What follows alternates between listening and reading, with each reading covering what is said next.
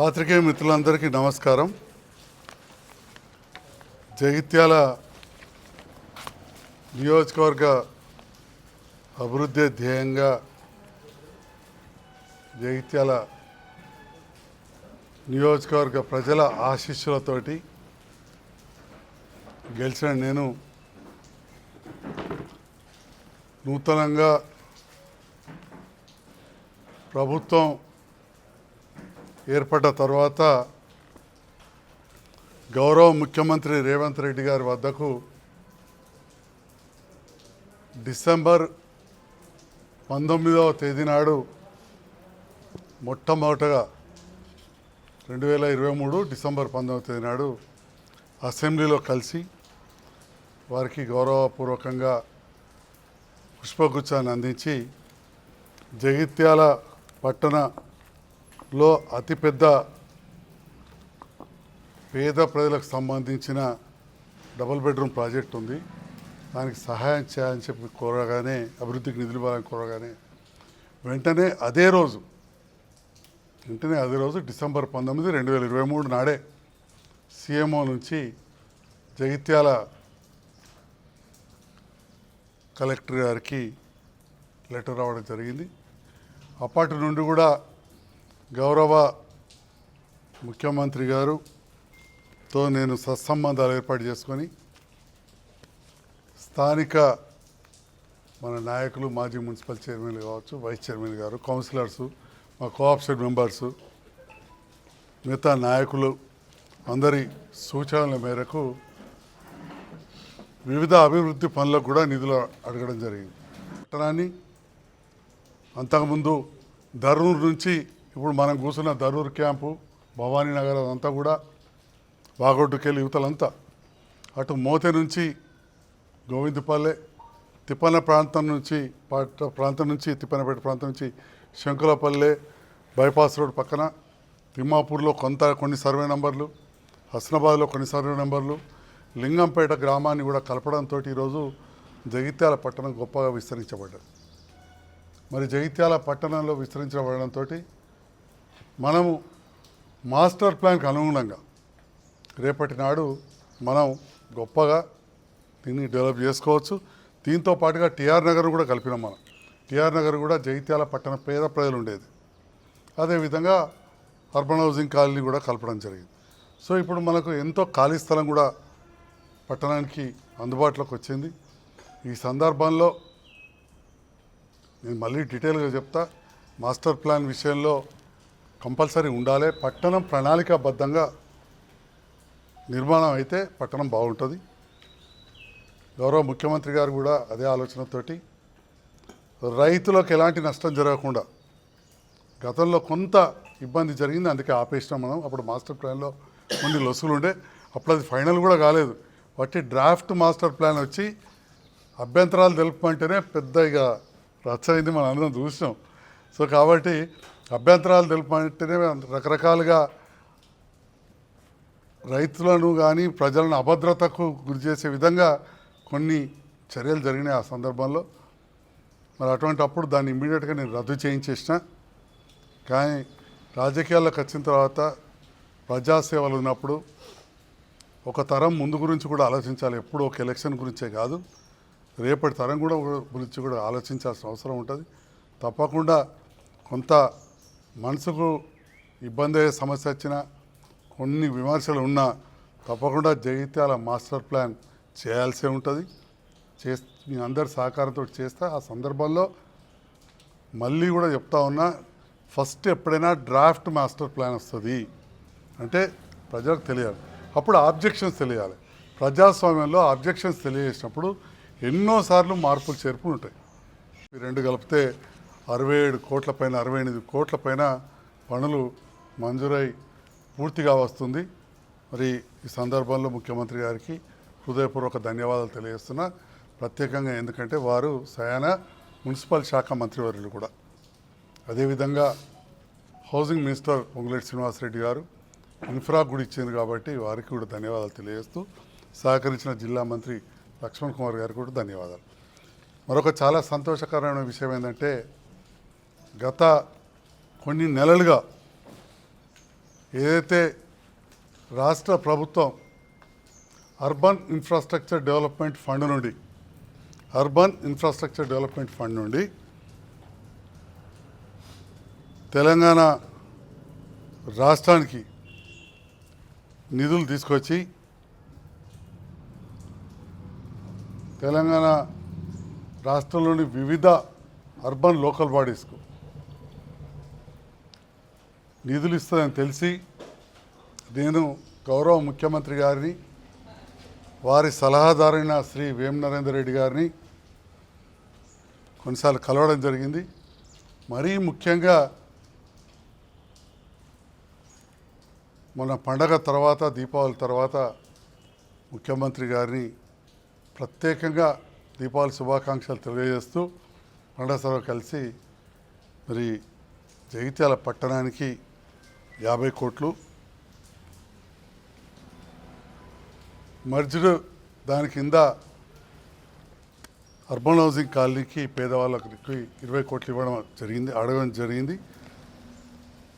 దానికి అదే సమయంలో ముఖ్యమంత్రి గారి పక్క రూమ్లో వారి సీఎంఓకి సంబంధించిన ఆఫీసర్స్ అంతా మీటింగ్ జరుగుతూ ఉంది.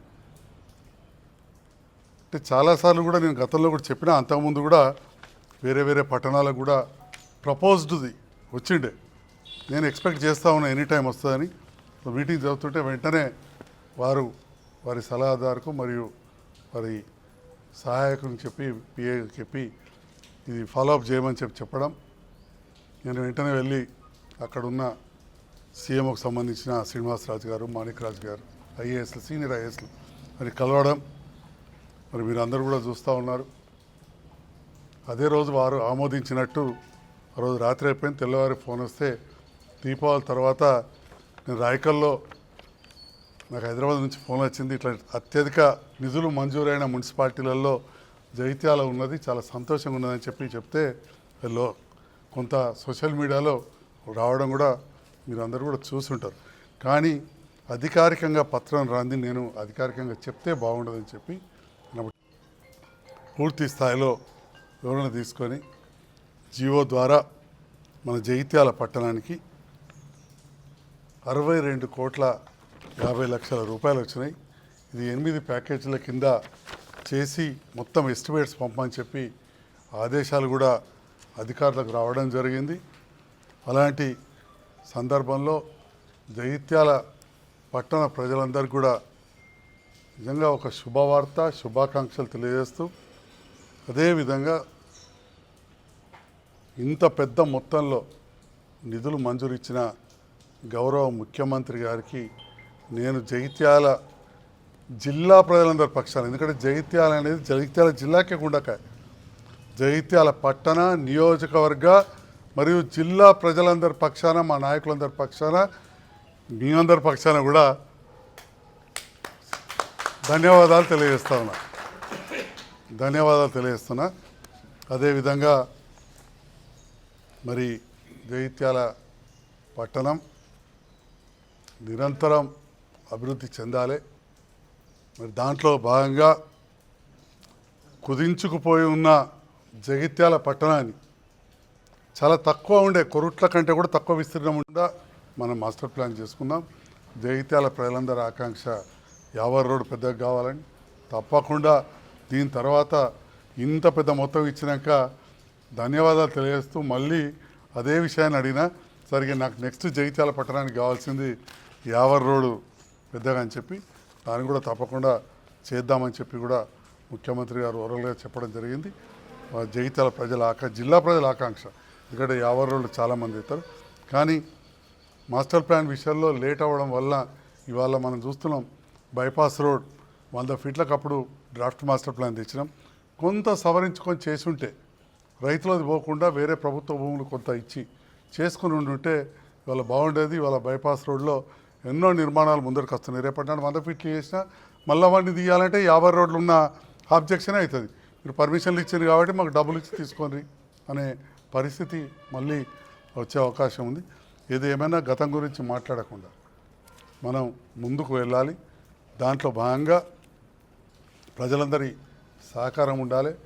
జగిత్యాల నియోజకవర్గ అభివృద్ధి ధ్యేయంగా ముందటికి వెళ్ళడం జరుగుతుంది.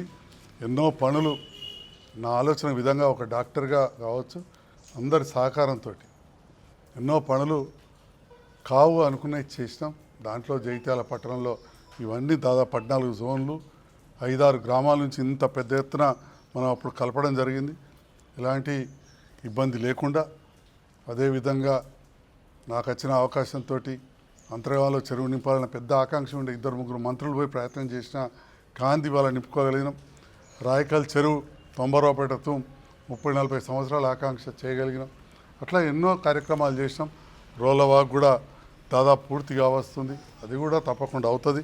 గౌరవ మంత్రివర్యులు లక్ష్మణ్ కుమార్ గారి సహకారం కావచ్చు, ఇక్కడ స్థానిక నాయకులు అధికారులు ముఖ్యంగా కలెక్టర్ గారి నుండి మొదలు పెడితే ఆర్డీఓ మున్సిపల్ వివిధ హోదాలోని అధికారులు సిబ్బంది అడిషనల్ కలెక్టర్లుగా చెప్తే మొత్తం మంది జిల్లా యంత్రాంగం అందరి సహకారంతో తప్పకుండా జగిత్యాల పట్టణం అభివృద్ధిలో భాగంగానే మీ అందరూ తెలుసు కేంద్ర ప్రభుత్వ నిధులు కూడా ఎలా తీసుకురావాలో అలా తీసుకొస్తూ అటు అమృత్ పథకంలో కేంద్ర రాష్ట్ర భాగస్వామ్యం ఉంటుంది, సిఆర్ఎఫ్ రోడ్లలో ఉంటుంది కేంద్ర రాష్ట్ర భాగస్వామ్యం.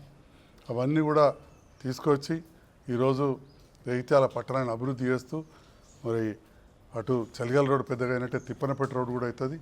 అన్నిటికంటే ముఖ్యమైన విషయం జగిత్యాల కేంద్రంగా 3 జాతీయ రహదారులకు రాష్ట్ర ప్రభుత్వం కేంద్ర ప్రభుత్వం ఆమోదం తెలిపింది. హ్యామ్ కింద టెండర్లు కూడా పిలువబడుతున్నాయి. ముఖ్యమంత్రి గారి ఆఫీస్లోని అతి ముఖ్యమైన అధికారి శ్రీనివాసరాజు గారు కలిసి కనబడితే పిలిచి మరీ కంగ్రాచులేషన్స్ డాక్టర్ సాబ్ 3 రోడ్లు మంజూరు వచ్చినాయి, జస్ట్ ఒక 2-3 నెలల్లో టెండర్లు అయిపోతున్నారు. వారు చెప్పి కూడా దాదాపు 2-3 వారాలు అయింది. మన సెక్రటరియట్లో కాలు నొప్పితో ఉండింటి కలిసిండే క్యాబినెట్ మీటింగ్ సందర్భంలో నేను వెళ్ళినప్పుడు కలిసి తప్పకుండా ఇవన్నిటి ద్వారా జగిత్యాల పట్టణం బ్రహ్మాండంగా అభివృద్ధి అయితే దాంట్లో అందరి సహకారం ఉండాలి. తద్వారా మౌలిక వసతులు పెరిగి వ్యాపారాలు కావచ్చు, విద్య కావచ్చు, వైద్యం అన్ని రంగాల్లో జగిత్యాల ఒక కేంద్ర బిందువుగా మారబోతుంది.